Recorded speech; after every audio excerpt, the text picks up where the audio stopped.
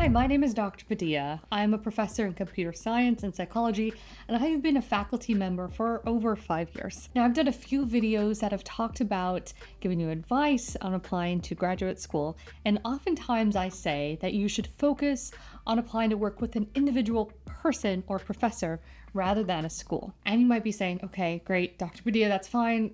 How do I do that? How do I even find a person that I might want to apply to work with? In this video, we're going to talk about advice on finding advisors to work with in your PhD. Okay, my first piece of advice is that you want to find advisors that do work that is inspiring to you. You want to be excited for your PhD and you want it to sustain your career, really.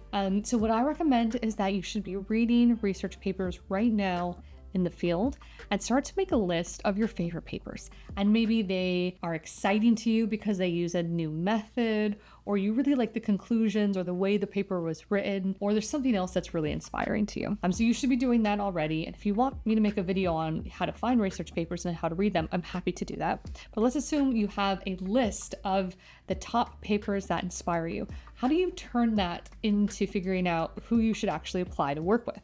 Well, so here's what you do. You go to Google Scholar, and I have my Google Scholar page up here.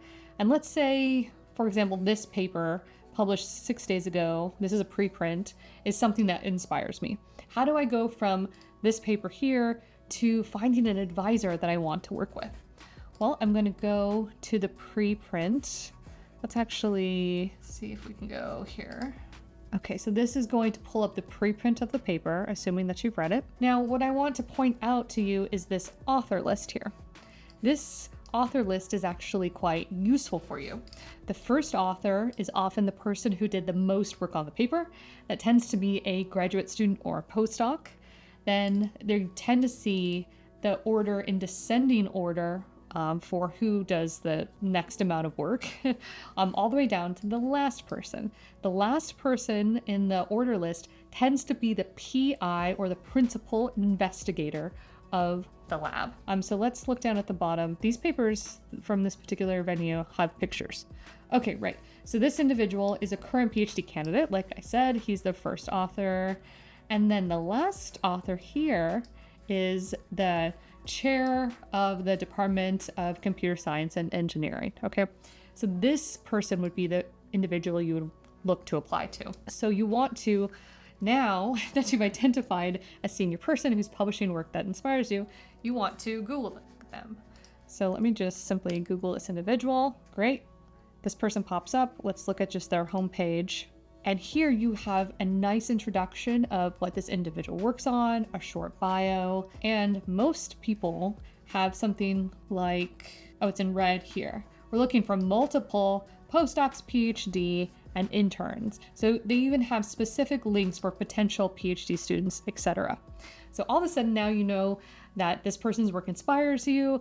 You have some information here about applying. There's certainly some more information that you could follow, and you will want to do that for at least the top 5 papers that inspires you to get a list of people you want to potentially apply to work with. Now, I've done a previous video giving you advice on how to contact professors. See that for how to actually go about emailing these individuals. It'll start to give you a list of who to look at. Now, once you've done that, the other thing that's really cool about Google Scholar is that if you go to someone's individual page like this, you can see their most cited paper. So you want to know when you're applying to work with someone what their most cited work is.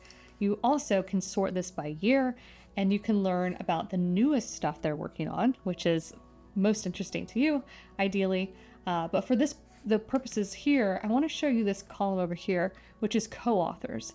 If you like someone's work, you will probably like the work of their co-authors. You tend to see that research clusters together. So you might want to check out this individual who's an assistant professor, this individual's a professor, this individual's a professor. So there's quite a few people who are probably doing similar things that you can easily access and take a deeper dive into their profiles to see if you want to apply to work with them. My next tip for finding a potential advisor is to go to a conference. I've talked about this a few times as well, and it can be hard because it does cost money to go to conferences, but there you will see so much research. It's formulated to have these talks that are usually quite quick and they pack them in as well as poster presentations, so you can see a wide range of research all within the span of 2, 3, 4 days. So it's a really high impact way to determine what type of work you want to work on. You can start to meet people that you might consider applying to work with and kind of get a vibe of how they are and how they present themselves, because sometimes that can give you good signal as to if you would like to work with them or not, based on how they present themselves, how they might talk to you in the coffee hours, etc., how they answer questions and give their presentations. The next thing you might want to consider when applying to work with different advisors is thinking about applying to work for someone whose research that you have a unique advantage in terms of executing. All of these professors have many applicants, and you might want to focus on work that you have a unique skill set for. That either means that you've done that type of work in the past, or you're bringing in something new that is uniquely suited for their particular type of research. That will automatically have your application stand out when it is apparent that your work is uniquely suited. We often get applicants that appear to be applying to every school on a repository, and it's not clear that their skill sets are uniquely suited to a particular field or a particular lab. So try to find, this is one strategy, try to find research that is uniquely suited to your expertise and background. The next thing I want to talk about is making sure that they are actually accepting students. As we saw from the previous example, on most advisors' pages, they list if they are or are not accepting students. So that can actually save you an email to them asking if they're accepting students, because you can just see if they are accepting. So it'll be a lot easier for you to get return emails if you know that someone is in fact accepting students. And do not assume that everyone is. It's based on the funding they have, how many students they've accepted in the past, even just their working style. Some professors just don't like to have big labs, some like very small labs, etc. So you can often check on their website and it will indicate if they're accepting students.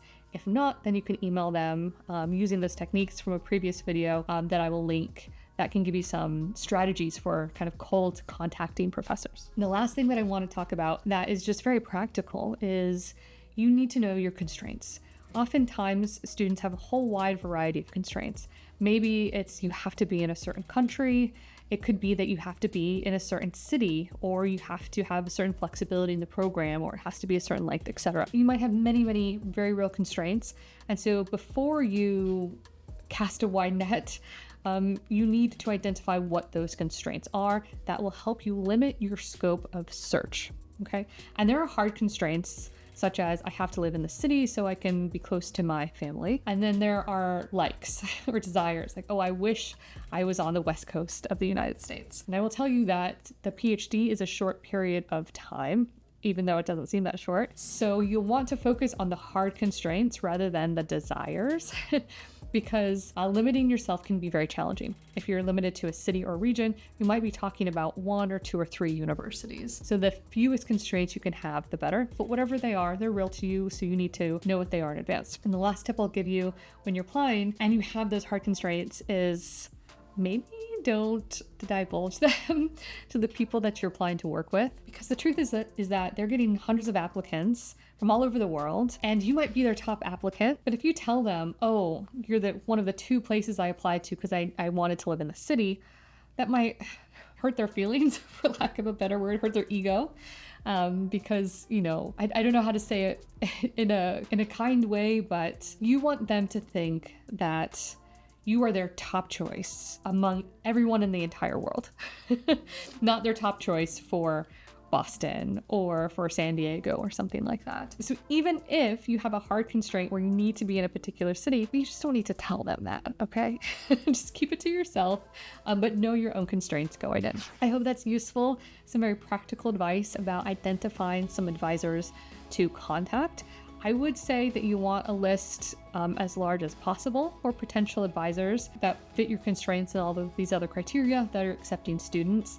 And I would work in terms of contacting them in a descending order, where you start with the top of your list and work your way down. It is a whole challenge to know if you should even apply someplace where you didn't get return contact. For example, you might have emailed someone several times and not heard back from them. Does that mean you shouldn't apply? No, not necessarily. Some professors just truly do not have time to get back to every student. And sometimes they want to look at the applications after they come in and evaluate the applicants and then contact them. So don't be discouraged if you're not getting emails back from people. But I would say if you send your first email with an introduction and you don't hear anything back, it's fine to send a follow-up email. You don't need to send the third and fourth email. If they're not responding after the second one, either they truly are interested or they're the type of advisor that is going to wait to evaluate all the applications once they come in. But 2 emails are sufficient. Don't keep going past that. Then you'll just get a little pushy in some ways. And I know it can be sad and overwhelming if you're not getting responses, but just don't take it to heart. Sometimes it is just the volume of emails that we get as a professor, and it means nothing about your quality as a researcher or your potential to get into that program. I hope this is helpful. Again, comment down below if you have any additional questions that you would like me to answer. I'm very happy to give you candid advice about this application process, and take care.